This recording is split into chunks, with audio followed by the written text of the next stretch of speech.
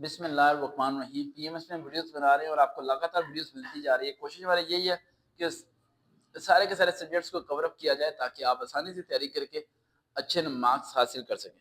अब पीएमएस में हमारा अगला सब्जेक्ट रहता है मैथमेटिक्स। ठीक है, इलेक्टिव सब्जेक्ट है, 200 मार्क्स का है, आपको बताया था। नेगेटिव मार्किंग नहीं है, एमसीक्यूज नहीं आएगा, क्योंकि नेगेटिव मार्किंग सिर्फ जीके में है जो कि एमसीक्यूज टाइप था, राइट। और वो आपको पता है कि अभी 24 मेरे ख्याल से 24 डेट को होने वाला है तमाम बच्चों का। 40 मार्क्स पासिंग है। ठीक है, सैम साहब जाए बेटा, खा लो, तीनों के लिए मंगाया, जाओ जाओ खा लो, खा लो बेटा। अब इसमें जो से इसमें दो मैथमेटिक्स है, जिस तरह हमारे उसमें थे सीएस, एक प्योर मैथमेटिक्स है, ठीक है, और दूसरा हमारा जो सा आता है वो अप्लाइड मैथमेटिक्स। एक है प्योर मैथमेटिक्स और दूसरा है अप्लाइड मैथमेटिक्स, ये ध्यान में रखिएगा। इवन के सीएसएस के मैक्सिमम सब्जेक्ट इसके अंदर फॉल कर रहे हैं। बैठे तो साथ बेटा, बैठो साथ।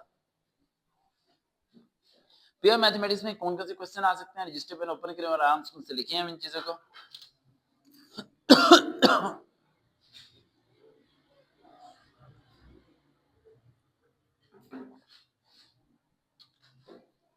अलजबरा में आएंगे सेट्स एंड फंक्शन वाले क्वेश्चन, जिसे एलसीएम एचसीएफ वाले कहते हैं।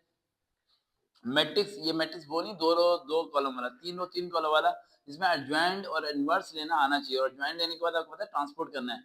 अगर आपने इस तरह करके लिखा है तो आना चाहिए वो सॉल्व करना। लीनियर इक्वेशंस, ठीक है। उसके अलावा होता है लिमिट्स एंड कंटिन्यूटी वाले questions, applications of the derivatives, ये तो पूरा फर्स्ट या सेकंड डेरिवेटिव में भरा हुआ है, आपको पता है। उसके बाद आता है हमारा ट्रिग्नोमेट्रिक, उसके बाद sin theta cos theta tangent, इनके फॉर्मूले भी आने चाहिए। sin square theta plus cos square theta किसके बराबर होता है, ज्योमेट्री आनी चाहिए आपको। उसके बाद जो सा आता है आपको ठीक है, ये तो अब यानी मैं ये कहूंगा कि ये जो मैंने अभी आपको हेडिंग बताई है, इनसे जितना रेलेवेंट आप पढ़ सकते हैं ना आप पढ़ें, आप उसे सॉल्व करें और प्रैक्टिस करें बार बार। जैसे कम्युनिटी स्क्वायर हो गया, क्वाड्रेटिक फॉर्मूलाज हो गए, ये सब चीजें आपको आनी चाहिए। अब अगर अप्लाइड मैथमेटिक्स की बात करें तो उसमें क्या क्या आएगा, फर्स्ट ऑर्डर डिफरेंशिएटर इक्वेशंस आएंगी, linear and Bernoulli equation. Bernoulli equation ये आईसीएस पार्ट 2 में या एफएससी में मैथ में जो आपने बर्नौली इक्वेशन पढ़ी होगी, राइट, जिसमें 1001 लेके आना होता है। उसके बाद आता है ज्योमेट्री के मतलब स्टडी करनी है हमें सारी।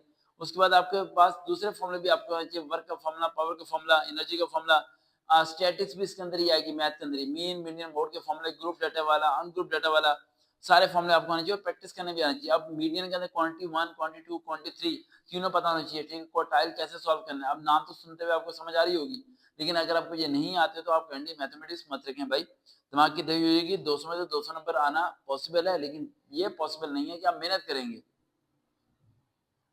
उसके बाद dot and cross product problems आपको आनी चाहिए। Newton law of the motion आपको पता होना चाहिए, वर्क एनर्जी वाला भी आना चाहिए, यानी कि Newton law of the motion भी इसके अंदर आ सकता है, ये भी ज़हन में रखिएगा। जो जो मैं आपको बातें बता रहा हूँ वो अपने ज़हन में रखना है। इन चीज़ों को अगर आप कवर अप कर लेंगे तो मैथ आपका 80% कवर हो जाएगा। देखते हैं, चलो होम अकेडमी दोबारा मुलाकात होगी। अल्लाह हाफिज़।